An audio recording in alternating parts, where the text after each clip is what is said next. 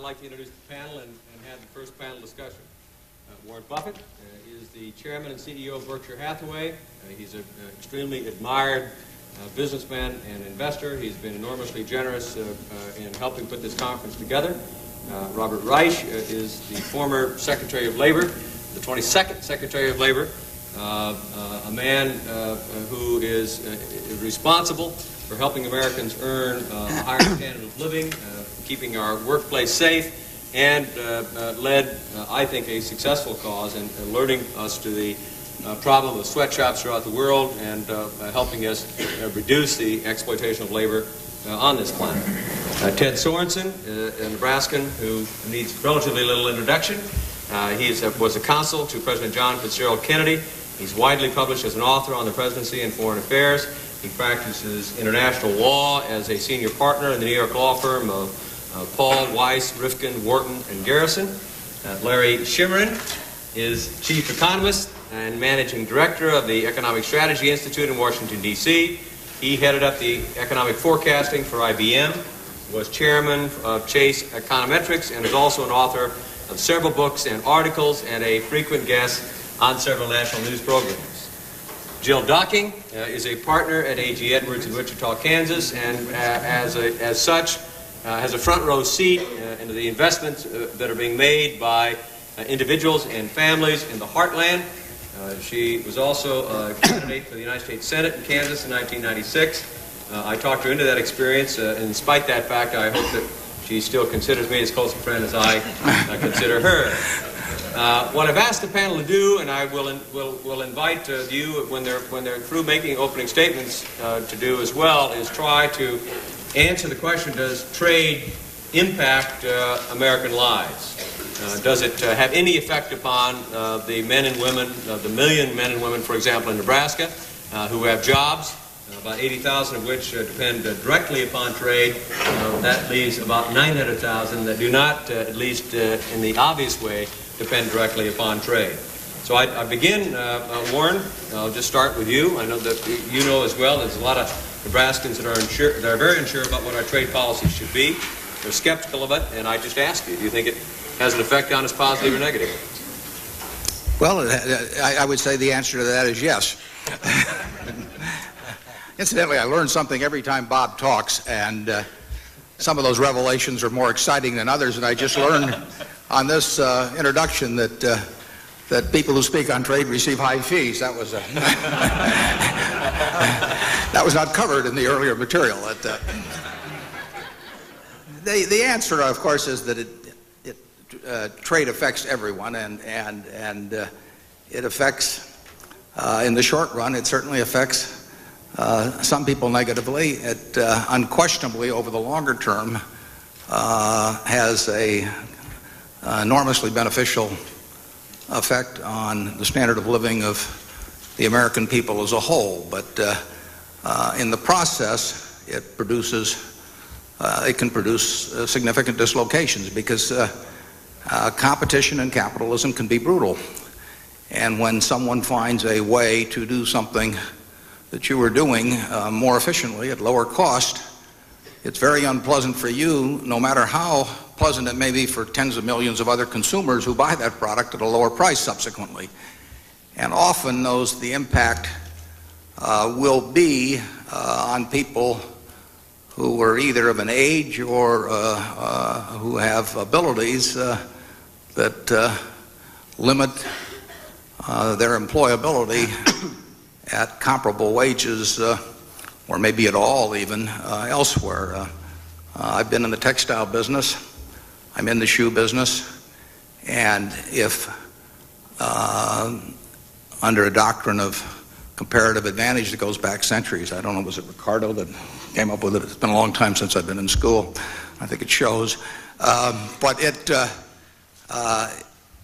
is good for the consumers of shoes or textiles if the unit cost of those items can be brought down by either people of greater skill or more machinery or lower wages, enabling those products to be sold cheaper. But if you're someone that spent 30 years in New Bedford working in the textile industry and all you know is how to run a loom, or if you've been in the shoe business and all you know how to do is sew uppers, you have a problem. And frankly, the job of government, it seems to me, is to promote trade which will raise the standard of living of the country, and at the same time have a safety net for those who are dislocated by the product of free trade. And to the extent that retraining is possible, that's obviously the best solution. There will be times when retraining won't do the job. I mean, you really need a policy that takes care of people who lose jobs through no fault of their own. The people that own the plants can usually take pretty good care of themselves, but the person who's been out there 30 years on the job and knows one skill and one skill only, and is not a great prospect for retraining at 55 or thereabouts, really needs a safety net. And fortunately, this country has the resources to provide a safety net. We have the national output to take care of everybody in this country, including those who are less fortunate for a variety of reasons, whether it be health or lack of the ability to compete in a free market economy well, or people who were thrown out of jobs that are the only jobs they've known for 30 years. We have the resources to do that. We have to supply those resources in that manner and not have a policy that says we're going to protect the job. We have to protect the person but not the job. And that's going to cut both ways in a place like Nebraska.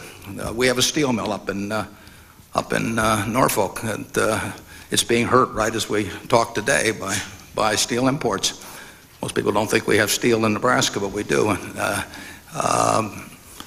We will have, there were 1 billion pairs of shoes sold in this country 5 years ago, which is about the last time I looked at the statistics. I buy a pair about every 5 years, but we apparently have a number of relatives of Imelda Marcos or somebody that out there, and so we sell 1 billion pair, and as of 5 years ago, 150 million pair were made in this country. It's undoubtedly far less now, and the truth is that you can, in many cases, in most kinds of shoes, you can bring them in cheaper than you can make them here. And if the only thing you know how to do is make shoes, you've got a problem. But the country still wants to use our comparative advantage where we have it. We want others to use it. We want to get the most goods in relation to the unit labor that's expended, and we should encourage in my view, encourage all policies that cause that, and then we should take very good care of the people that get penalized because of that policy. Thank you. Larry, do you want to respond to that or attempt to answer that question as well? Sure. Let me agree with Warren's comments and those made by Bob Reich at lunch. I think all of us would agree that real two-way free trade is a net plus for the U.S. economy. It generates higher living standards by providing more consumer choice, lower prices, rising productivity, higher real incomes, and it generally raises living standards for the population at large. It raises the question, though, as you saw on the tape and in the survey that Bob Reich referred to at lunch, if that's the case, why is there a sort of growing backlash against free trade in this country? Why is there sort of creeping protectionism? Why don't people recognize the benefits of free trade? And I think there are 2 or 3 reasons, some of which have already been mentioned today. Number one, the benefits are uneven. There are always some losers. And number 2, the losses or the losers are much more obvious. You can identify when someone loses a job because a plant he was working in or she was working in has moved to Mexico or somewhere else. The benefits tend to more evenly dispersed. It's hard to measure how much of the productivity gains we get come from exports or free trade. But I think there's another reason, and I think you also saw that on the tape earlier, and that's the issue of whether or not we really have free trade. The debate on trade is often oversimplified by portraying people as either a free trader or a protectionist. But there are different kinds of free trade, in my judgment. There's the two-way real free trade, which the textbooks talk about, in which most countries are better off, net gains for all countries, and the one-way free trade that characterizes a lot of U.S. trade relationships currently, particularly our relationships with Asia, Japan, China, and some other Asian countries. And I think that accounts for the concerns in this country regarding trade. And in my opinion, while it's clear that two-way free trade is a net plus, it isn't so clear that one-way free trade is. And I think you all know the kinds of things I'm talking about.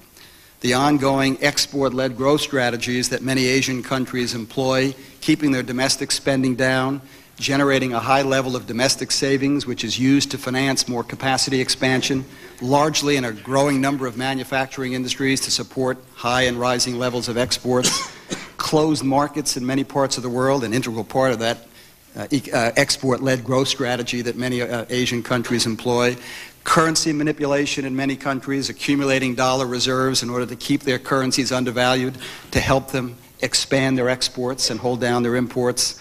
A number of other trade practices, the Boeing example, where China insists that if Boeing is going to sell jet aircraft in China, they have to produce part of the aircraft there. And Boeing really has no choice but to do it, even though it may not be in their best interest, even though they might prefer, for competitive reasons, to do it here in the United States. This is the issue, and in my judgment, until this issue is effectively addressed, we're likely to have ongoing structural trade deficits in this country, which will get a lot worse over the next year because of the recessions in these countries, and I think spread or lead to this continued creeping protectionism I mentioned a moment ago. And if I could just answer quickly the question that Bob Kerrey raised at lunch when he posed the question to Bob Reich, what should the objective of trade policy be in the United States? Much like the objective of budget policy should be balancing the budget, which may or may not be the right objective. Certainly it isn't all the time. In trade, in my judgment, the objective should be equal access, opening markets overseas, reciprocity, and dealing with the other trade issues that have created this sort of one-way free trade. If we're going to get the full benefits of trade for the United States economy, and if U.S. workers are going to benefit from this trend toward globalization, I think that's an absolute must.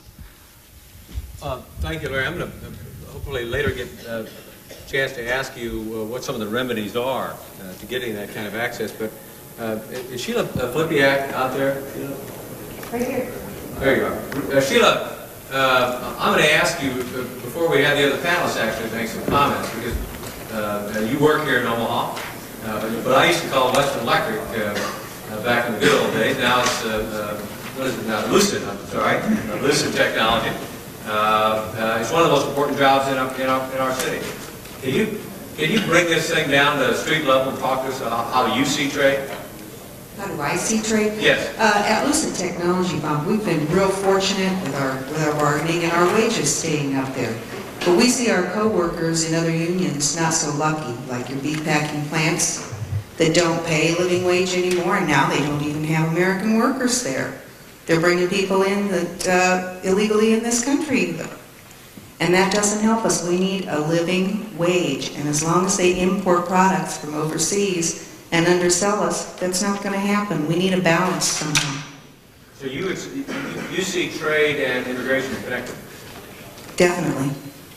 I'm going to use that to segue. Bob, you talked about trade and immigration in the polling data that I think the Wall Street Journal that you used. Can you respond not only to what Sheila said, but perhaps what both Larry and Warren said?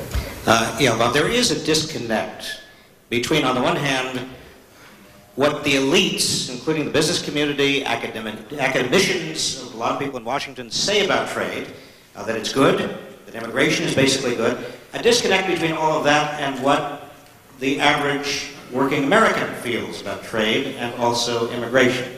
And over lunch, I alluded to a recent poll that appeared in the Wall Street Journal on December 10th, and I think it's useful for us to face this squarely, because remember, this is at a point in time in our economic history in which unemployment is down at 4.4% nationally. I don't know what the figure is in Nebraska. I think it's probably very low. We have very healthy economic growth, and we have almost no sign of inflation, certainly no accelerating inflation. We've not had this good an economic climate, an economic picture in 30 to 35 years. And yet, according to this random sample poll, 58% of Americans said that foreign trade is bad for the U.S. economy because cheap imports hurt wages and jobs. 72% of Americans said we should not increase immigration because it will cost U.S. jobs and increase unemployment.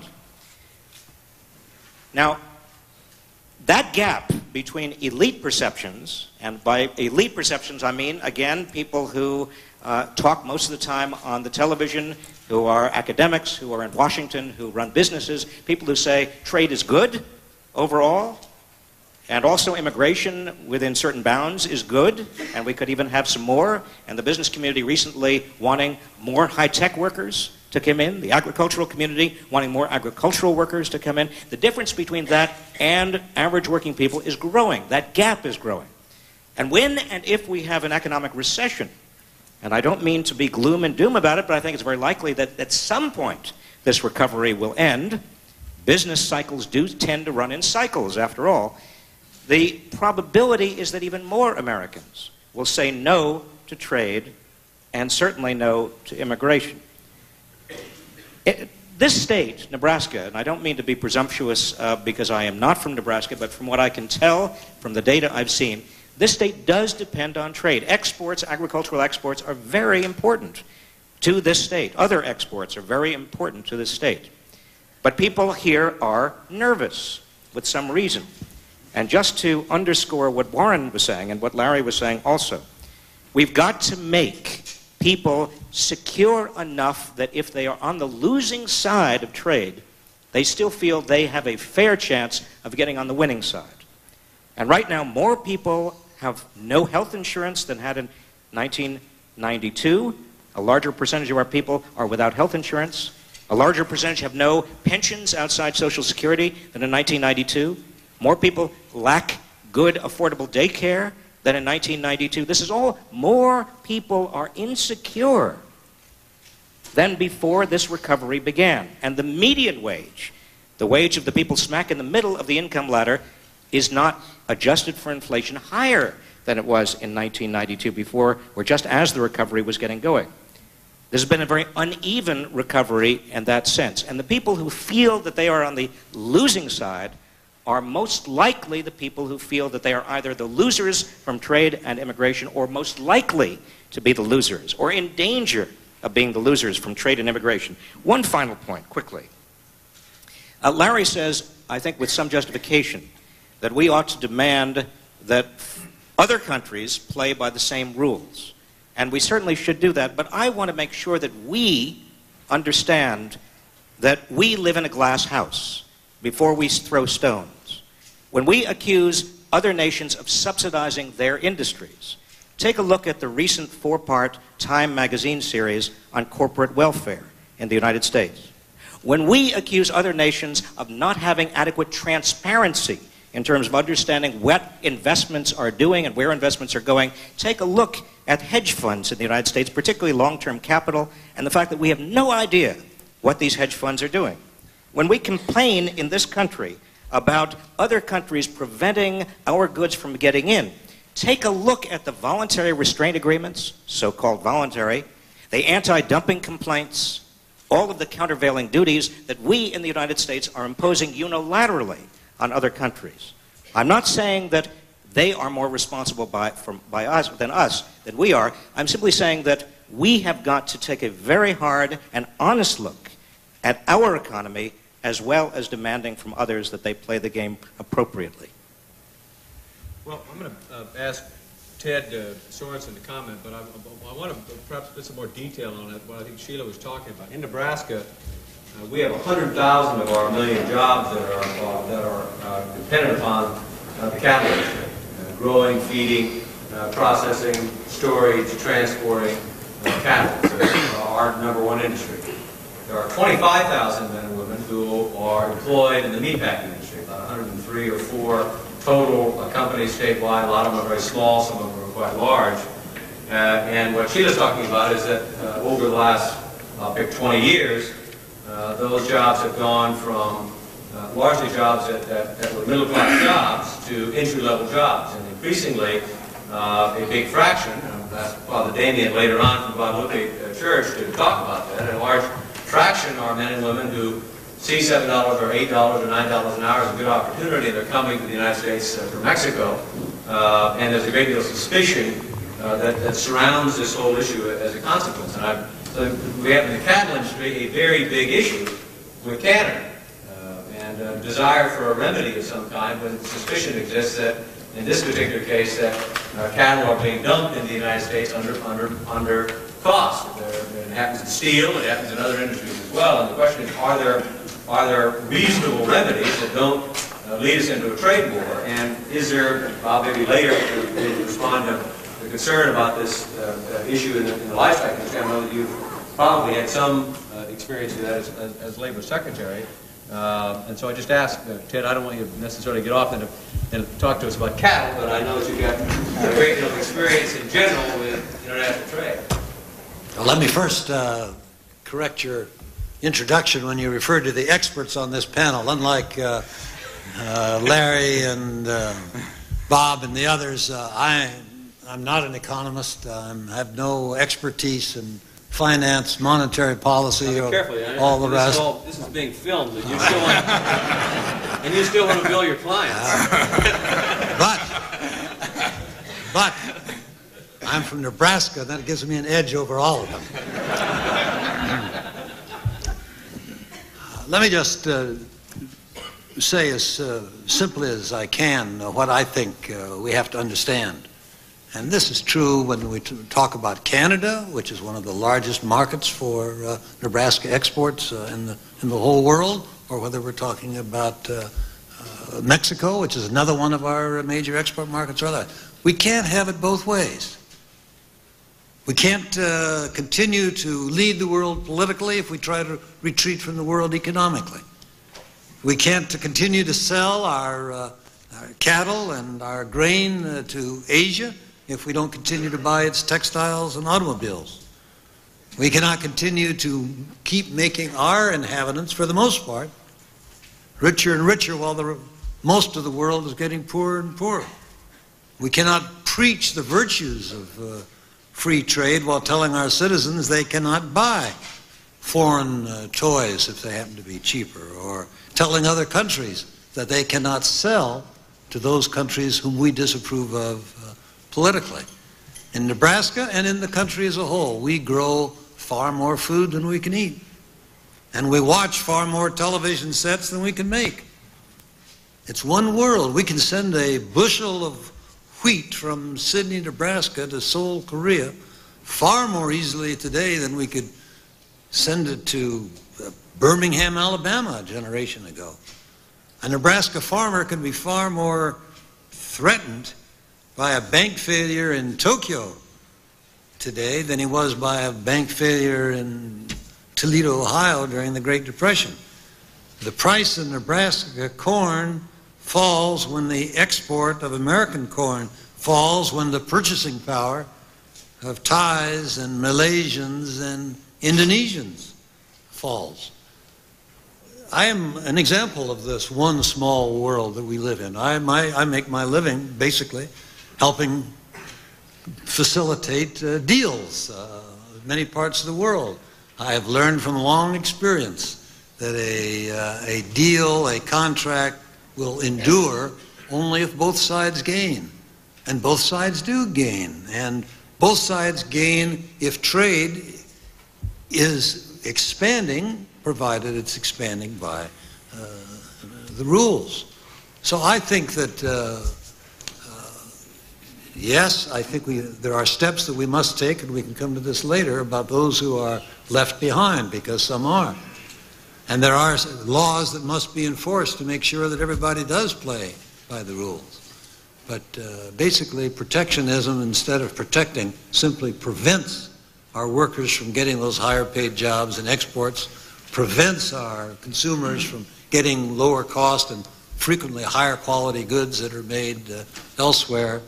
And for the York friends, Bob, in the Congress, to not properly fund the IMF, or to reject the rules of the World Trade Organization, or to not pay our back dues in the United Nations, is simply being unreal and retreating from the world we have to live in. Which friends were those? Well, one of the concerns that I also hear, and I'm going to ask Jill Duggan. Jill, I don't want to answer the question for you, but one of the things that I do hear from Nebraskans as well is that we work all their life, they've got a pension, they've got their nest egg, and one of the things they say is we'll trade capital flows disruptions in international markets have an impact upon my security and retirement, my planning for those years when I'm not going to be working anymore. You know, I want to follow up a little bit on Ted's comment on everybody here being an expert. The reason I am here is because they were looking for somebody who was the average American. And I just want you to notice that they picked a Kansan. In addition to that, I think it's because Senator Bob Kerrey wanted to see what a Jayhawk would look like dressed up as a Cornhusker. I am a stockbroker in Wichita, Kansas, and I will answer the senator's question. But before I was asked to sit on this panel, the question I was asked was, you know, how do you think the Asian crisis affects average Americans? So I actually took some time this week and called a number of my clients who are small business owners or operators. I look at all you young faces out here. If you are going to stay in Nebraska or in the Midwest, you are more than likely going to be in small business, not employed by large corporations. So to me, when the Asian crisis and the international issues hit small businesses in Kansas and Nebraska, we have something that affects the grassroots. Their answers were interesting. Of course, in Kansas, we are very concerned when Boeing lays off 3,000 people because Boeing is our largest private employer. But I can see that the Asian crisis and the international crisis is beginning to reach small businesses. Like Nebraska, anything involved with commodities has been hurt very hard in Kansas. In rural Kansas, we are probably at a deep recession / almost depression point in the oil industry because we are small producers. It's very expensive to produce oil. We have oil companies closing. We have the supply stores that supply those oil companies closing. Those people are probably getting other jobs, but I assure you they are not being paid what they were paid in the oil patch. They are going to service sector jobs. The second piece is manufacturing, and there is a piece we have to recognize. Sheila, when you talk about international business, there is a piece of the manufacturing sector in Kansas who is benefiting by the Asian crisis. I have a client that makes dog collars. They import the steel buckle that goes on those dog collars. And in Taiwan, they are getting the advantages of this deep recession in Taiwan because the steel is very cheap for them to import. Only 10% of their cost is labor, so 45% of their cost is this steel, and it's becoming very cost efficient for them. But Larry brought up a good point. The second part of that is because we have a tariff on the webbing, they buy domestic webbing. And this gentleman said to me, you know what, in the short term, the Asian crisis is very good for us. But if this keeps going on, we're going to look at leaving America. Because if this continues to go on, and the price of our imports get lower and lower and lower, and the Asians come up with a better webbing than they have before, it makes more sense for us to move to Mexico because they are charged a tariff on the material they're bringing in, but we do not charge a tariff on bringing a finished product back into the United States of America. So do we have free trade? I don't think we have free trade. I don't think we have consistency in that free trade. And what Larry said is a very good point because it is going to draw people from Wichita, Kansas to move to Mexico. So with that, in my Cornhusker outfit, I will open it up to the rest of the audience. Well, I appreciate that. Thank you, Jen. I'm going to ask one question, and then anybody that wants to ask a question, feel free to do so. I would also urge panelists if they want to jump in. I know that Bob Reich at lunch actually proposed and talked about something that almost logically follows what Jill says, which is in addition to the concern that we would have with the decline in the Asian economy in Nebraska, as you say, we're noticing a decline in exports and a decline in prices as a consequence of slowing of demand. There's also the potential loss of jobs if it continues, with people saying, I'm going to move as a result of saying low-wage opportunities or low-cost opportunities. So it becomes potentially a double-bill threat for us to respond to.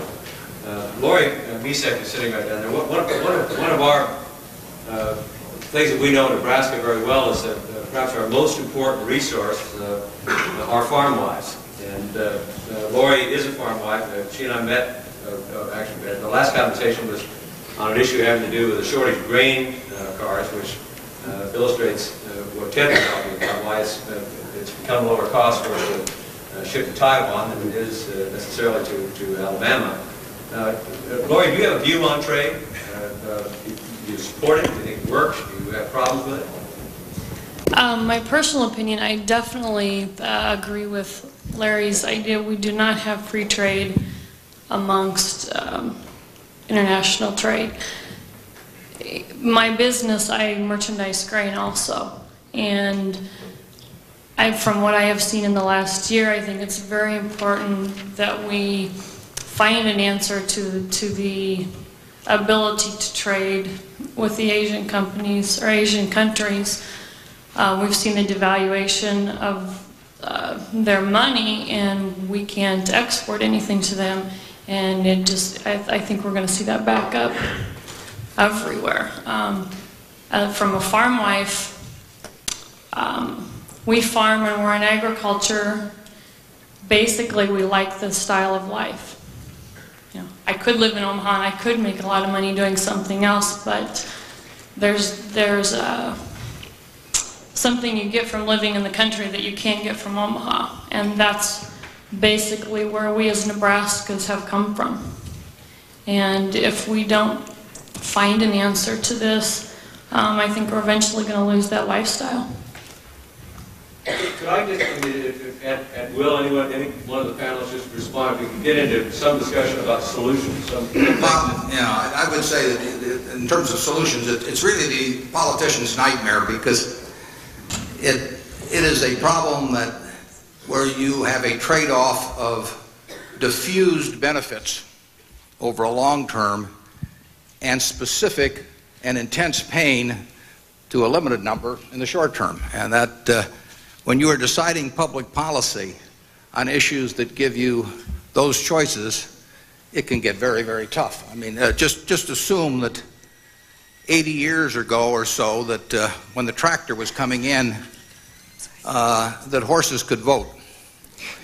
Now, I've never been a horse, although I've been accused of being a certain portion of their anatomy, maybe. But I think you could say without undue presumption that the horses would not have voted for the tractors. Now, the consumers would have voted for the tractors. The tractors were going to make food, which every American consumed, going to make the food cheaper. Very diffused benefit, not immediately seen, might be attributed to something else if the price of bread went down a penny or two a loaf. But every horse would know what was happening. And you could say, well, we're going to retrain you to be a show horse, or we're going to turn you into a 6-furlong gem or something of the sort. But the horses as a whole, particularly the older horses, would know that this was not good news. And what you face, and you really do face it as a policymaker, you face unquestioned, specific, intense pain on the part of people that find their jobs displaced, and you have a very diffused, very substantial benefit that no particular constituent is going to give you credit for if it happens, and you're going to get blamed for the pain if a trade policy intensifies what I've been talking about, and that is that is the issue that has to be faced. I say that you go for the social benefits over time for society as a whole, but you just have one hell of a rest home for horses. Well, in addition to that, though, there are situations, you think of the Japanese, for example, that have a policy of intentionally subsidizing exports and restricting access to the market. Their consumers pay a price for it like that. They suffer more from it in many ways than we do, those policies, but we nonetheless suffer from those policies. The Europeans have openly protected their market, honestly, I must say as well, done that. And the situation that I was trying to cite earlier with the Canadians is a very, to put it mildly, it's a very hot issue. And it's not really an issue of competition. It's an issue of a government policy that makes it difficult for us to get to that point where competition can occur. I wonder if either Larry or Yeah. Bob have thought about specific remedies in those kinds of situations. Yeah, let me, Bob, make a couple of comments on that. And first, on one of the points that Ted made. By the way, Ted, I noticed when you said you weren't an economist, you had a big smile on your face. But aren't you an attorney? I didn't either. Shouldn't say like about lawyers. Couple of comments. I know a lot of people in the economics profession and outside the profession. I don't know anybody I would call a true protectionist. And I think I said this earlier. If you believe in free trade, as I do, and as I suspect most people in this room do, the biggest threat to free trade right now is the current structure of the trading system. And the threat will increase dramatically over the next year or two because, as all of us said several times already today, the trade deficit is now going off the chart, partly because of the Asian crisis, partly because of some of the long-term structural problems we talked about earlier. More jobs are going to be lost by export-oriented companies. We've seen only the early stages of that. More will be displaced by increased imports. Again, we're seeing only the early stages of that. So the backlash against trade is likely to rise dramatically if we're not careful and if we don't deal with the real issue, the issues that I tried to describe earlier. Now, how do we do it? And by the way, again, on Ted's point, look, we're not perfect, but our markets clearly are far more open and have always been in almost every other country around the world, particularly those that we engage in with high levels of trade currently. So while we should keep our markets open, we're saints compared to everyone else, even though we're not perfect. What do we do about it? Short term, clearly, the objective has to be global economic growth. I think Bob Reich mentioned this at lunch. I strongly agree. Interest rates are too high everywhere. The world is awash in global overcapacity in a whole slew of manufacturing and agricultural industries. The IMF, in my judgment, inappropriately has pushed austerity measures on Asia when they ought to be pushing more growth-oriented measures. Interest rates, as I say, have to be brought down. Clearly, to prevent the trade imbalances from intensifying and global overcapacity from causing bigger problems in commodity-producing industries and others, we need growth. That ought to be the objective here and everywhere else. But longer term, it's a matter of dealing with some of the structural trade issues that I mentioned earlier. I talked about market access. It's very difficult to do. The only leverage we have is really access to our own markets. And I know how difficult that is to use and how careful we need to be in using it. But one way or another, we have to find a way toward forcing foreign markets open. I strongly believe instead of austerity, for example, the IMF ought to be insisting on long-term structural reforms, including market opening, as a condition for some of the financial assistance packages they're providing mostly in Asia now, instead of the short-term austerity. Perhaps also insisting that some of the uneconomic excess capacity be eliminated. I strongly believe we have to keep our anti-dumping laws. They're far from perfect. They are abused many times. Sometimes they're used as purely a protectionist device. But in a world of overcapacity breeds dumping. And it's already showing some signs of doing so in some industries. So all of the trade laws we have available to us, coupled with whatever policies we have that use our leverage to force markets open around the world, in my judgment, has to be the underpinnings of our future trade policy in this country. Bob, do you have solutions? Yes. Oh, you want to know what? What's the market going to do, Bob? You know what, Bob? Don't share. And now the market on January 14th will lose 20% of its value.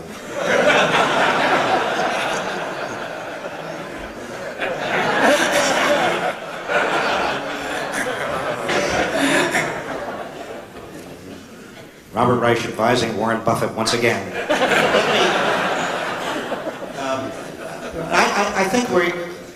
I think what we're hearing, and I certainly endorse this, and I had my chance at lunch to go into some detail, but the short-term, first-order priority is to get the global economy moving again. And when you have 40% of the globe in recession or worse, and about 60% of the globe heading toward recession, if not in recession, it is very difficult to talk with a straight face about the trade imbalance and expect anything to happen that's any good. We've got to use fiscal and monetary policy in this country and in other countries to push our economies, our global economies, forward, get out of the reverse gear that so many economies are now in. And that includes International Monetary Fund policies which have been skewed toward austerity, toward simply keeping money in countries at the cost of enormous contraction and recession. In the interim period, I think we do have to do something about hot money moving around the globe that is inhibiting trade, not encouraging trade. I do agree with Larry and other sentiments that have been expressed, number 3, in terms of making sure to the extent possible, but it's difficult, that other countries are playing by the same trade rules and opening themselves up to our exports. We have tried. The Clinton administration has tried a number of times with Japan, threatening under Section 301, under many different informal and formal legal auspices to get other countries to open their markets. It's a very long slog. It doesn't happen easily. We have to keep pushing. There's no magic bullet there. And finally, number 4, and I think this is very important, and Warren started the discussion here, we've got to make sure that there are adjustment mechanisms for people who are, whether they are old horses or young Turks, I don't care who they are, they're going to be people who are burdened by trade, who are going to get worse jobs, even if they do get new jobs, those jobs because they don't have the education, they don't have the training, they don't have the transportation, they don't have the wherewithal, they're not going to be getting good jobs when they lose the old ones. And we've got to make sure that they are taken care of. It may mean, ultimately, some sort of retraining, education. It doesn't mean, by the way, we should not treat people who lose their jobs because of trade differently from people who lose their jobs because of anything else. It is wrong to have a separate trade adjustment assistance mechanism because it's almost impossible with all the noise in the economy to figure out why somebody loses a job. Whether it's technology, whether it's trade, whether it's corporate restructuring, it doesn't matter. We need a fast and easy and relatively painless, there's always going to be pain, but far less painful system by which people can move from one job to the next job. I'm going to ask you a question. Russ Ridge is sitting down here and needs a microphone, but he's an entrepreneur and current head of an organization I'll leave the card. Too many words to memorize. Society of Exploration Geophysicists Worldwide, some such thing, 14,000 people who for some reason or another became a geophysicist. I presume that you have views on what's been said up here. Do you think trade works for us? And do you think Congress needs to do anything differently to make trade work better than it is currently? Well, I certainly think that $10 a barrel of oil works great for the average American, but it doesn't work very well for the average oil service industry worker. There are a lot of those people that are being put out of jobs, but at the same time, it is a great benefit to the economy and to the environment as a whole. 88 cents a barrel for an unleaded here, no more. Yeah, that's Not a barrel. Yeah. there's a different problem. However, I have a real problem with this fabulous rest home for old horses because someone has to pay the bill for that. And when you look at governing's about making tough choices and allocation of resources. There are a lot of people that are going to be out of work and put out of work by the effect of trade, including not just the oil service, but that 30-year-old worker who only knows how to run a loom, or 30 years of running a loom. Perhaps he's 55 or she's 55. So the real question that I've got is, I don't think we can solve these problems by imposing solutions from Washington. And I know you agree with that, but we have to find a way to empower these people to make their own decisions about their career choices and where they're going. So how do we effectively empower them without just putting them in a fabulous rest home for the next 15 or 30 years?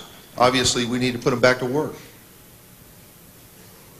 Well, that's a good point to end this panel and move on to, I think in the third panel perhaps we'll have a chance to talk about some of the potential solutions. I do think that there are significant problems with nations that have made a decision.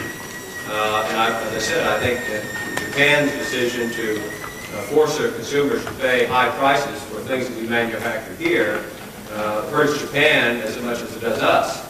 Nonetheless, when they combine that with a policy to try to increase the amount of exports that they send to the United States, it produces, I think, understandable citizen concern, which is what Larry is talking about. There's no question today in America that there's a rising number of people who say that our laws need to be different. And that's quite different than saying we want a Washington-based bureaucracy to be managing every single detail of the international economy.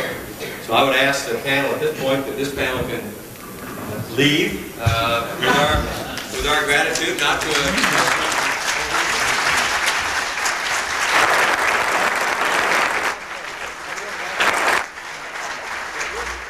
Now, more on how global trade affects the U.S. economy. You'll hear from Warren Buffett, Chairman and CEO of Berkshire Hathaway, David Smith, Public Policy Director for the AFL-CIO, the New Republic Senior Editor Greg Easterbrook, and a Columbia University economics professor. This segment of the day-long event is about an hour.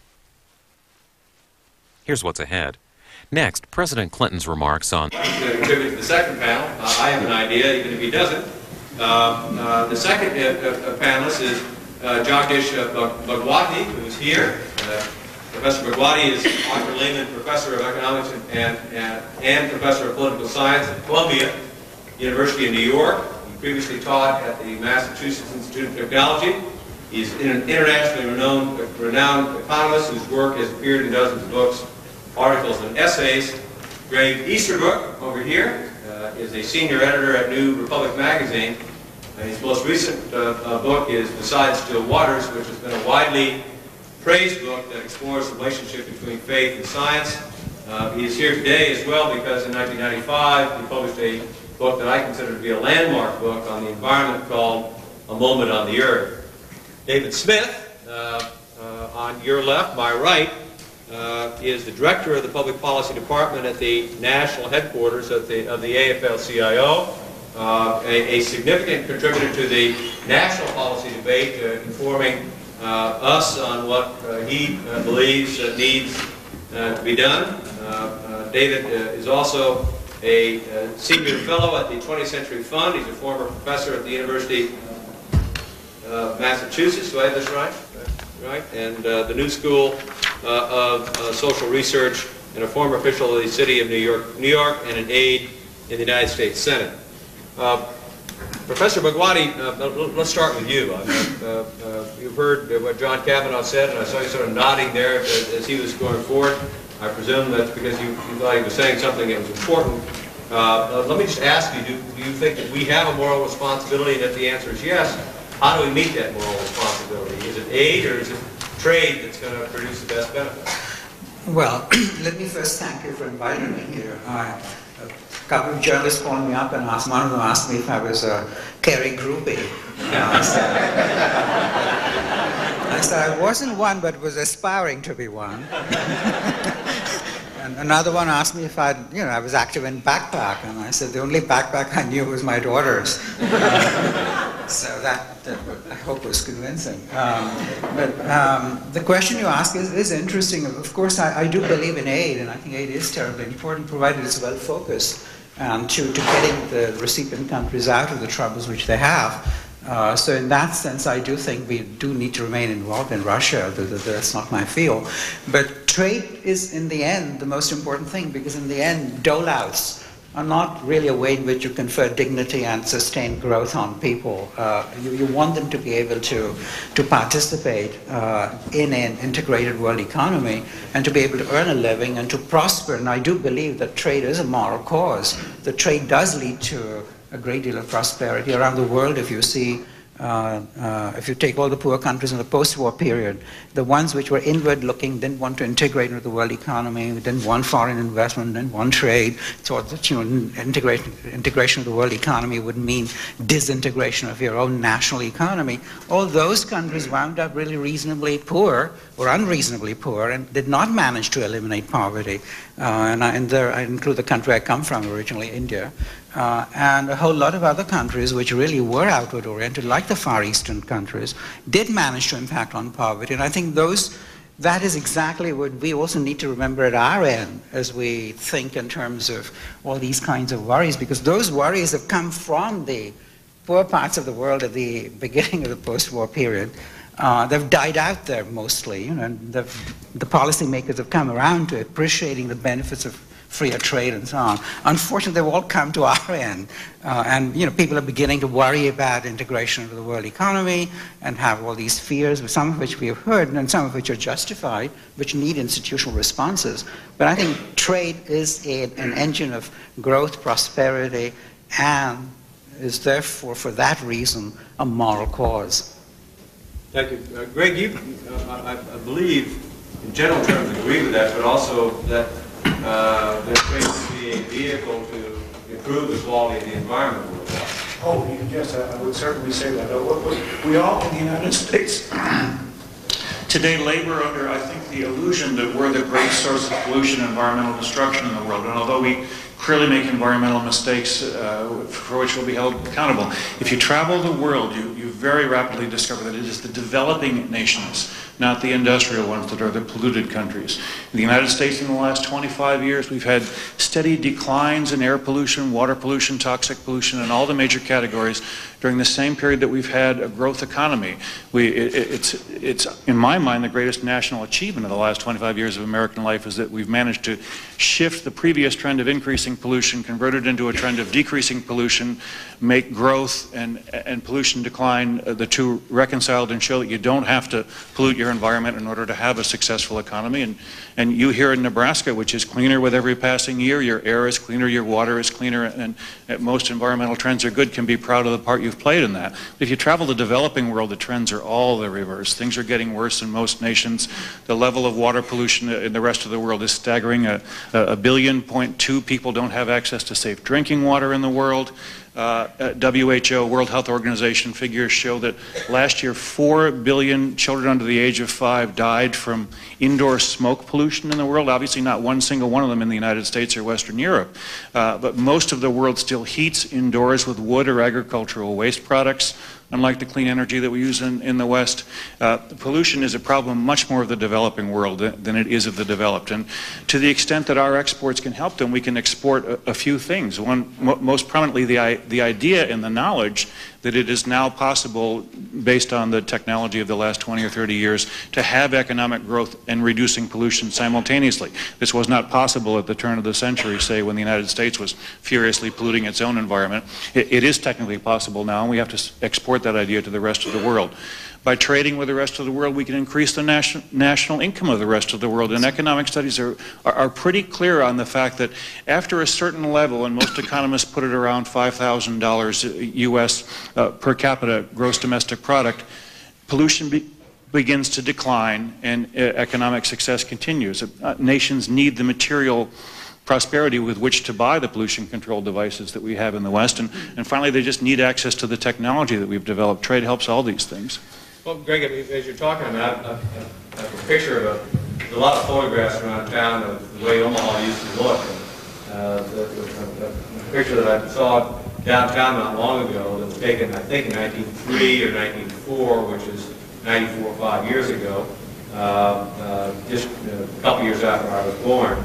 But it shows a horse-drawn vehicle, and it says fresh meat on the sign. That's what they're moving. They're selling a food product, and obviously horse droppings and so forth, and no sanitary sewer system. And one of the things that I was struck by in your book is, one, that we have a lot of expertise and talent that we can provide, either as aid or as trade, and that the environmental problems in a developing country are completely different than the ones that we typically deal with here. We're concerned about particulates in the air at the margin, and is it not true that the developing world is facing completely different kinds of environmental problems? Oh, sure. Most of the world's developing nations, at least the ones with rapidly growing populations, especially in the equatorial world, are dealing with the problems that haven't existed in the Western world for 100 years.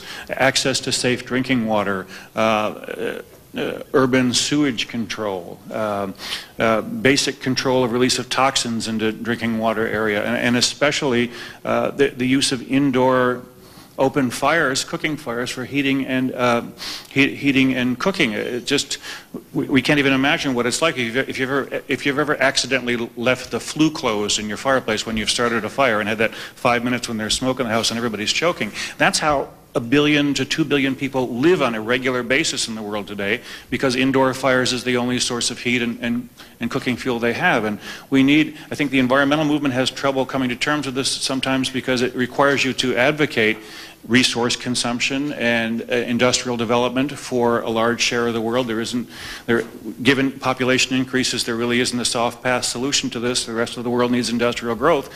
But as long as it's industrial growth in the direction of the clean technologies that now dominate growth in the Western world, there's no reason why developing nations can't have reasonable control over their environments and economic prosperity at the same time.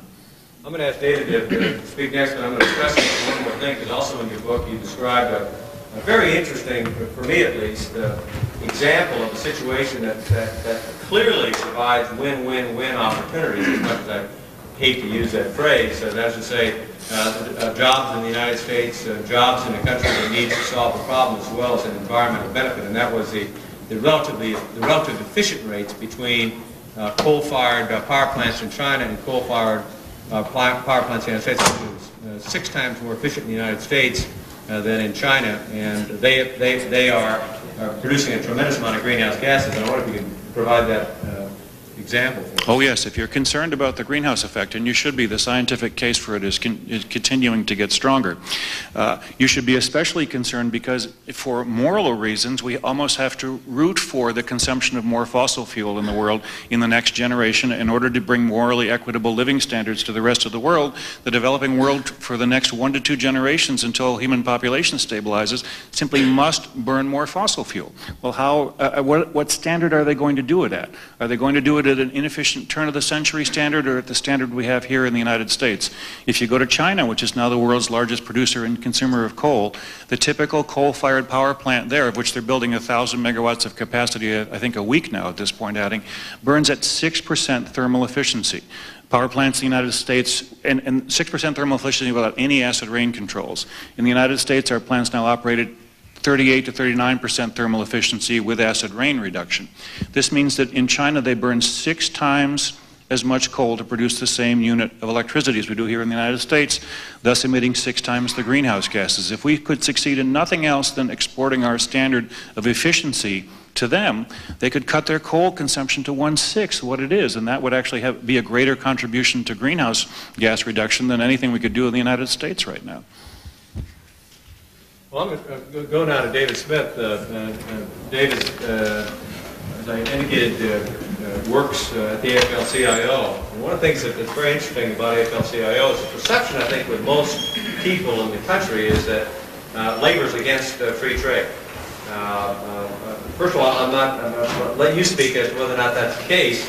But the second thing that I find very interesting about that is not often known or heard is that the strongest advocates for, on a moral basis, for working standards in the rest of the world is AFL-CIO. So, David, on any, but it was on the first question or on any other question, talk to us about what you think makes good trade policies. Thank you, Senator, and thank you for pulling this extraordinarily provocative session together. I think we all appreciate it. I've been sufficiently provoked that I may ramble a little bit, but let me try to get to your 2 questions. I ramble whether I'm provoked or not. It seems to me it's important to come back to a couple things that Larry Schimmerine and Bob Reich tried to head us toward. I think it's a mistake to think about this as a problem of trade policy. The process of global integration has created a number of problems. The problem that Larry described and that my friend Bill Greider will talk about more in the third panel, the problem which Larry describes as a problem of excess capacity, but also ought to be thought about as a problem of insufficient demand. One of the things which we have decided to do, using the instrument, the very blunt instrument of terrible IMF policy, is to tell developing countries facing a currency crisis, created in large part by some of the speculative runs on currency that Bob described, we've said to those countries, you have no choice. Reduce domestic consumption, raise domestic interest rates, stifle domestic demand, and export to the United States in order to earn enough hard currency to pay off your debt. That's a crazy development policy. Maybe we can get away with it once or twice.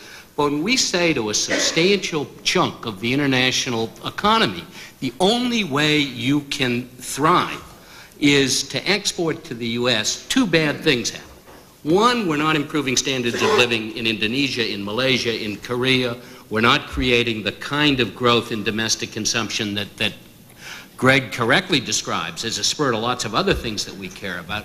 But we're also creating an intolerable situation here, one that's not politically sustainable. Whatever one thinks about trade policy, the current imbalance in trading outcomes is driven by crummy economic policy. And the notion that we can fix it by tweaking here with domestic or even international trade policy, I think is a mistake. And second, the question that Bob raised when he was putting this panel together is, do we have a moral obligation to trade more or trade less? I think that's the wrong question. Let me just talk a little bit about that. The objective of economic activity ought to be that people get better off. Well-trained economists like Jagdish and me used to believe, Jagdish I think still does, believe that it's a self-fulfilling prophecy that more trade makes people better off. I think we need to look at the evidence and pay a little bit of attention to the contradiction between the evidence and the theory here. More trade is not making American steel workers better off. There is now more imported steel coming into the United States than this market can sustain. Bob said 6,000, I actually think it's 10,000 layoffs in that industry. Now, and I want to come back to something Warren said and then I'll be quiet. Warren described a rest home for old horses, suggesting that folks who are displaced by trade are, they're the buggy whip manufacturers. They are, in fact, the horses faced with the tractors. In the American steel industry today, and a lot of the rest of American manufacturing, that simply isn't true. The American steel industry went through a gut-wrenching, hundreds of thousands of jobs costing, billions of dollars of investment costing, renovation of itself during the 1980s. This industry is the world's low-cost, highest quality producer today, but it can't compete with a ruble, the value of which has sunk through the floor, with a rupiah that was devalued by 80% in the process of a few months, and with a managed currency in Japan. And to suggest that steelworkers who are displaced by that set of phenomena, this isn't a trade policy problem, this is an economic failure problem, are old horses that we need to figure out how to take care of in a gentle and kind way, I think misses the point.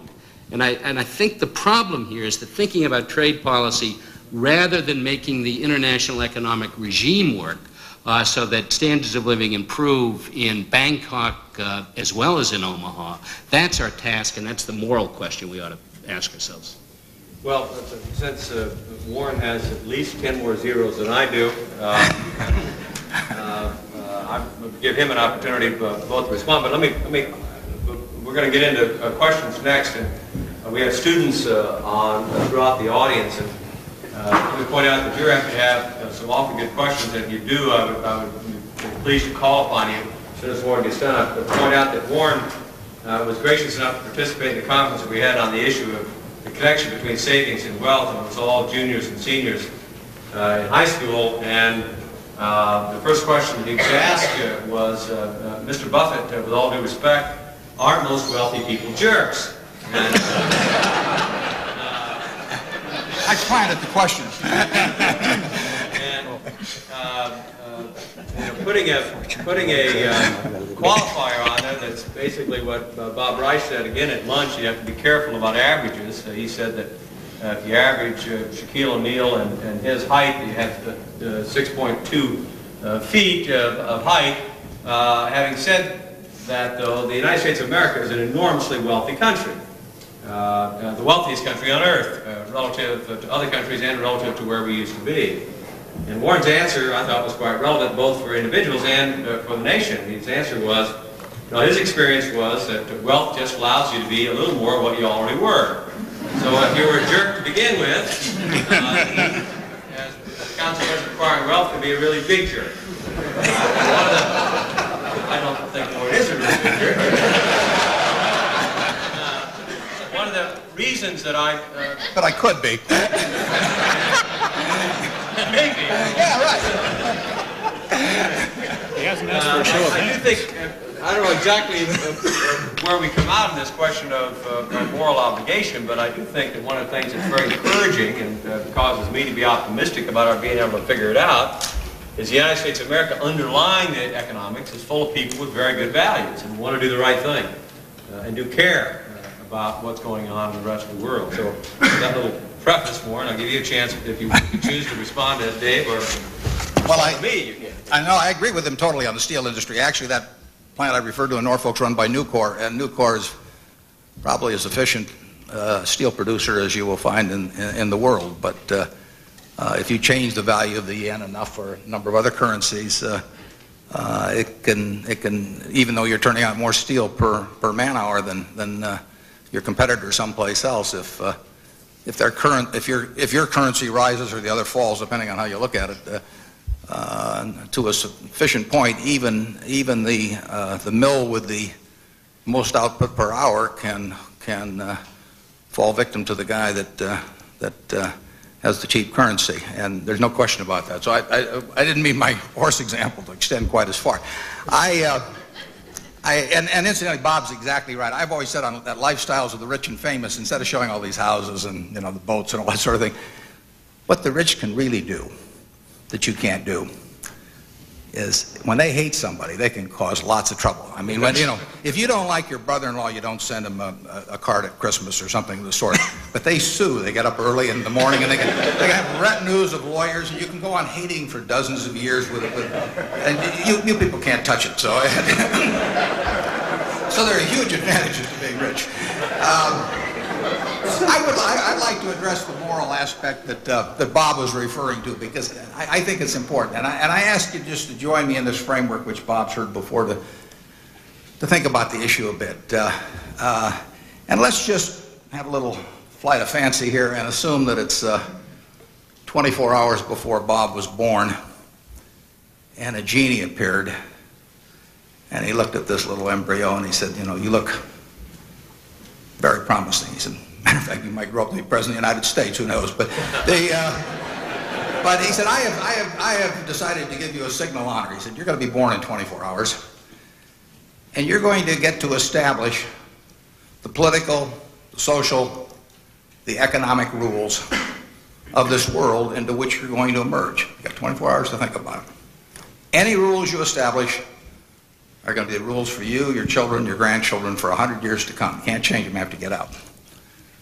And you get to think about it and let me know in 24 hours. And of course, Bob, being a little suspicious, would say, what's the catch? And the genie would say, well, there is a catch. You don't know whether you're going to be born black or white. You don't know whether you're going to be born male or female. You don't know whether you're going to be able-bodied or infirm. You don't know whether you're going to be bright or retarded. You don't know whether you're going to be born in the United States or Bangladesh. All you know is in 24 hours, you get to reach in this barrel with 6 billion balls in it, roughly, and you pull out one, and you never get to change it. You're going to participate in what I call the ovarian lottery.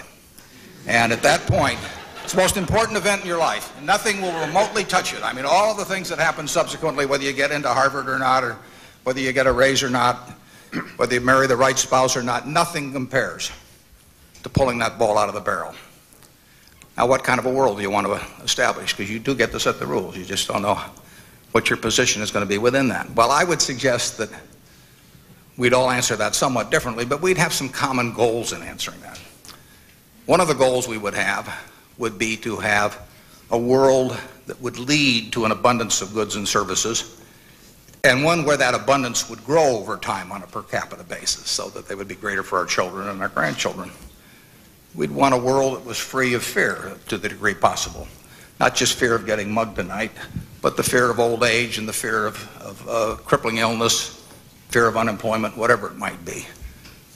We would want a world that caused the Jack Welches and the Bill Gateses, long after they had all the money they needed, to still jump out of bed at 6 in the morning, try and figure out better things to do and produce more goods and services. But we would also want a world where the person with the 70 IQ and who just wasn't well adapted for a market society, couldn't arbitrage currencies or anything of the sort, all those wonderful things that come with the free market, that person in turn would share in this abundance of goods and services.